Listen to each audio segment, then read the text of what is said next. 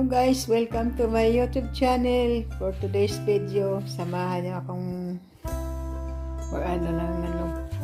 pinamili namin. Alam niyo guys, punta kami sa grocery.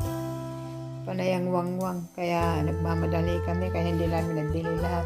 Kahit may shelter naman sa grocery, pero iba pa rin talaga yung private shelter kasi pag sa grocery maraming tao, kaya nag-request ako ng bumili ng ganitong isda, yung Danish. Sariwang-sariwa guys. So, yan, oh.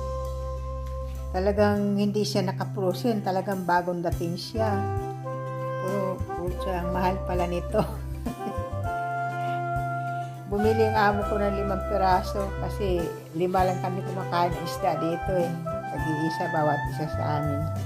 Kaya yan guys, mamaya kakainin namin to, lulutuin mamayang hapunan. Yan, ang laki oh. Ang lalaki niya.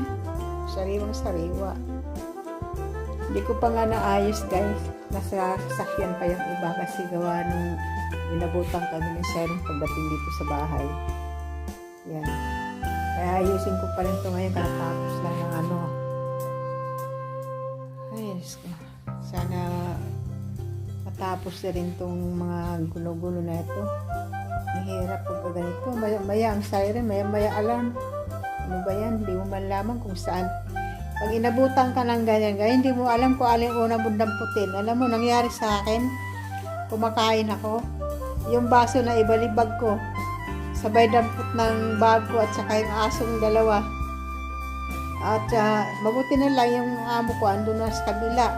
Ako lang dito sa bahay namin. Kasi hindi na namin inuwi dito gawa nung maya-maya ang siren nga.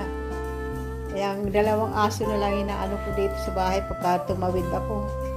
Ngayon nangyari sa akin, alam mo, kumain ako kayo ng almusal, bigla alarm. Wala, naibalibag ko yung baso. Instead ng ibaba ko yung kutsara, yung baso na bitawan ko, ay yung kape ba, yung ako ng kape, uminom. Muntik na mabasag kasi nabitawan ko sa takot ko eh. Yung bigla na lang ganyan mag-alarm. Napakahirap ng ganitong sitwasyon. Sana matapos din itong gulo na ito. Okay guys, maraming salamat. See you next vlog.